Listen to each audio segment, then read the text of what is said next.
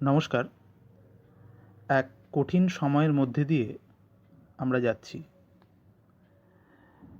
কিন্তু দিন যতই কঠিন হোক, আগামীর আশা এবং একই সাথে হয়তো কোথাও আশঙ্কাকে মাথায় রেখেও আমাদের এগিয়ে চলতে হয়। আর এই এগিয়ে চলার ফাঁকে যাদেরকে আমরা পাথেয় হিসেবে, আমাদের এগিয়ে চলার শক্তি হিসেবে প্রতি বছর প্রতি বিশেষ মুহূর্তে স্মরণ করি, তেমনই হলেন আমাদের বিশ্বকবি, বাঙালির কবি, প্রাণের কবি, সারা ভারতের, সারা বিশ্ব মানবতার কবি। কিন্তু এই কঠিন সময়ে দাঁড়িয়েও, গৃহবন্দী অবস্থায় থেকেও, আজ সকাল থেকে আমরা সবাই প্রত্যেকের মতো করে আমাদের সৃজনশীলতাকে সামনে এনেছি। আমাদের তেমনই একটি ক্ষুদ্র প্রয়াস, আশা করি সকলেরই ভালো লাগবে। আচ্ছা, ভাবুন তো, ঠিক এরকমই একটা সময় যদি আমরা সকলেই ভাবতাম যে রাস্তার ধুলো আমাদের পায়ে এসে কেন লাগে, তার থেকে বরং ধুলোকেই পৃথিবীর বাইরে ঝেঁটিয়ে বার করে দিই। ঠিক যেমন আমরা ওই গৃহবন্দী হয়ে ভাবছি ঘরে বসে যে ভাইরাস কেন আমাদের শরীরে ঢোকে, তার থেকে বরং ঘরের দরজা বন্ধ করে দিয়ে এঁটে বসে থাকি যদি বাঁচা যায়। এরকম প্রশ্ন কি আরও কারোর মাথায় এসেছিল? রবি ঠাকুর কিন্তু অনেক দিন আগেই পেয়েছিলেন এমন প্রশ্নের কৌতুকী উত্তর। উত্তর কীরকম? জুতা আবিষ্কার। কহিলা হবু, শুনো গো গবু রায়, কালিকে আমি ভেবেছি সারা রাত্র।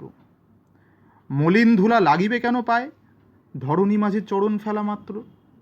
তোমরা শুধু বেতন লহ মাটি, রাজার কাজে কিছুই নাহি দৃষ্টি। আমার মাটি লাগায় মোড়ে মাটি, রাজ্যে মোর এ কি অনার সৃষ্টি। শীঘ্র এর করবে প্রতিকার, নহিলে কারো রক্ষা নাহি আর। শুনিয়া গবু ভাবিয়া হলো খুন, দারুণ ত্রাসে ঘর্ম বহে গাত্রে। পণ্ডিতেরও হইল মুখ চুন, পাত্রদের নিদ্রা নাহি রাত্রে। রান্নাঘরে নাহিকো চড়ে হাঁড়ি, কান্নাকাটি পড়িল বাড়ি মধ্যে। অশ্রু জলে ভাসায় পাকা দাড়ি, কহিলা গবু হবুর পাদপদ্মে। যদি না ধুলা লাগিবে তব পায়ে, পায়ের ধুলা পাইব কি উপায়ে। শুনিয়া রাজা ভাবিল দুলি দুলি, কহিল শেষে, কথাটা বটে সত্য, কিন্তু আগে বিদায় করো ধুলি, ভাবিও পরে পদধূলির তত্ত্ব। ধুলা অভাবে না পেলে পদধূলা, তোমরা সবে মাহিনে খাও মিথ্যে। কেন বা তবু পুষিন এতগুলা, উপাধি ধরা বৈজ্ঞানিক ভৃত্যে। আগের কাজ আগে তো তুমি সারো, পরের কথা ভাবিও পরে আরো। আধার দেখে রাজার কথা শুনি, যতন ভরে আনিল তবে মন্ত্রী। যেখানে যত আছিল জ্ঞানী গুণী, দেশে বিদেশে যতেক ছিল যন্ত্রী। বসিল সবে চশমা চোখে আঁটি, ফুরায়ে গেল 19 পিপে নস্য। অনেকে ভেবে কহিল, গেলে মাটি ধরায় কোথায় হবে তবে শস্য। কহিল রাজা, তাই যদি না হবে, পণ্ডিতেরা রয়েছে কেন তবে। রাজার সমস্যা কি মিটল? সেটাও ভাবতে হবে। দেখি, একটা গানের পরে ভাববো।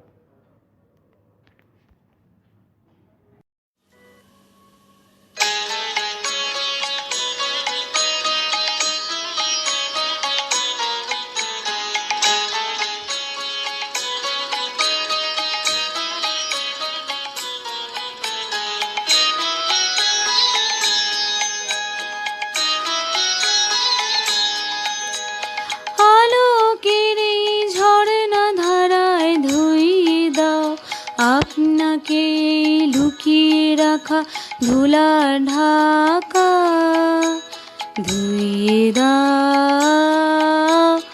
আলোকের এই ঝর্ণা ধারায় ধুইয়ে দাও, আপনাকে লুকিয়ে রাখা রাখা ধুলার ঢাকা ধুইয়ে দাও আলোকের এই ঝরনা ধারায় ধুইয়ে দাও।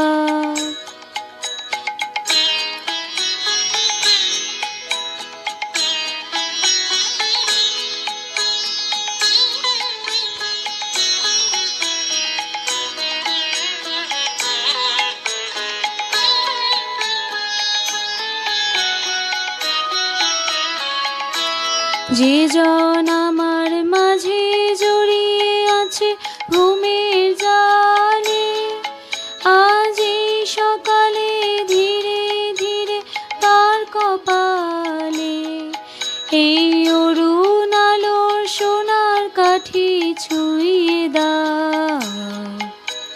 বিশ্ব হৃদয় হতে ধাওয়া আলোয় পাগল প্রভাত হাওয়া, সেই হাওয়াতে হৃদয় আমার ধুইয়ে দাও আলোকের এই ঝরনা ধারায় ধুইয়ে দাও।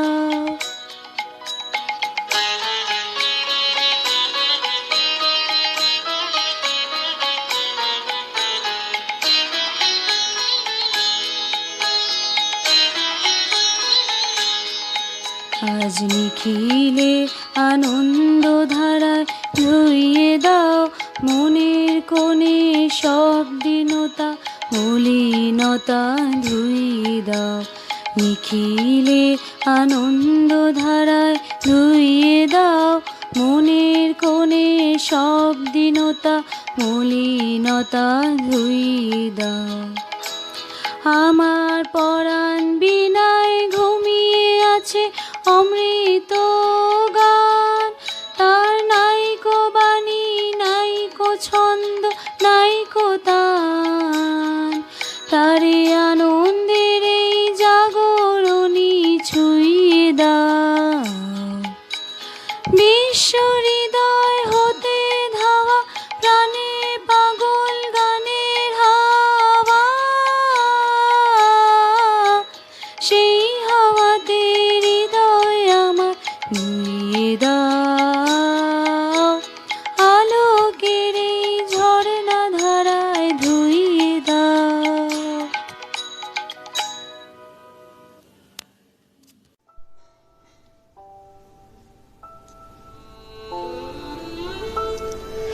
Where the mind is without fear and the head is held high, where knowledge is free, where the world has not been broken up into fragments by narrow domestic walls, where words come out from the depth of truth, where tireless striving stretches its arms towards perfection, where the clear stream of reason has not lost its way into the dreary desert sand of dead habit, where the mind is led forward by thee into ever-widening thought and action, into that heaven of freedom, my Father, let my country awake.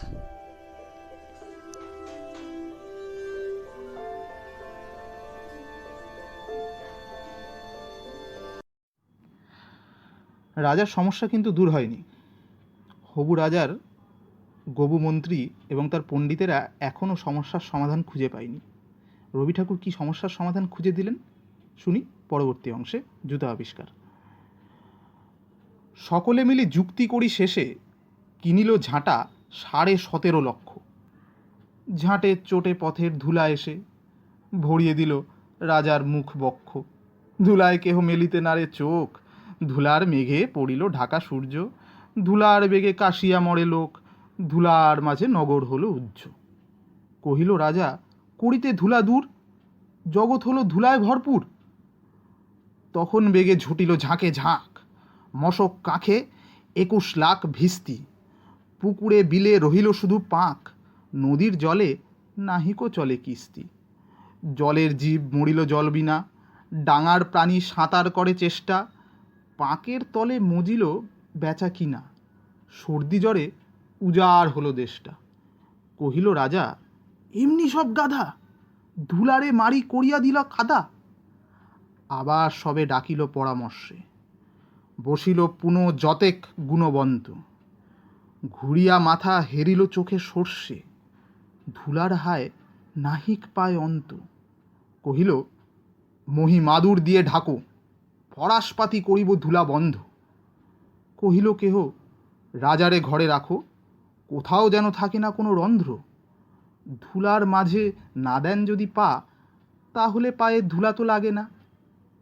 কহিল রাজা, সে কথা বড় খাঁটি, কিন্তু মোর হতেছে মনে সন্দেহ। মাটির ভয়ে রাজ্য হবে মাটি, দিবস রাতি রহিল আমি বন্ধ। কহিল সবে, চামারে তবে ডাকি, চর্ম দিয়া মুড়িয়া দাও পৃথ্বী। ধুলির মহি ঝুলির মাঝে ঢাকি, মহিপতির রহিবে মহাকীর্তি। কহিল সবে, হবে সে অবহেলে, যোগ্য মতো চামার যদি মেলে। রাজার চর ধাইল হেথা হোথা, ছুটিল সবে ছাড়িয়া সব কর্ম। যোগ্য মতো চামার নাহি কোথা, না মিলে তত উচিত মতো চর্ম। তখন ধীরে চামার কুলপতি কহিল এসে ঈষৎ হেসে বৃদ্ধ, বলিতে পারি করিলে অনুমতি, সহজে যাহে মানুষ হবে সিদ্ধ। নিজের দুটি চরণ ঢাকো, তবে ধরণী আর ঢাকিতে নাহি হবে। কহিল রাজা, এত কি হবে সিধে, ভাবিয়া মূল সকল দেশ শুদ্ধ। মন্ত্রী কহে, ব্যাটারে শুলে বিঁধে কারার মাঝে করিয়া রাখো রুদ্ধ। রাজার পদ চর্ম আবরণে ঢাকিল বুড়া বসিয়া পদ পান্তে। মন্ত্রী কহে, আমারও ছিল মনে, কেমনে বেটা পেরেছে সেটা জানতে। সেদিন হতে চলিল জুতা পড়া, বাঁচিল গবু, রক্ষা পেল ধরা। আমরাও হয়তো এভাবেই ভাববো, এভাবেই বাঁচার একটা উপায় খুঁজে বার করব। ধন্যবাদ। রবি প্রণাম।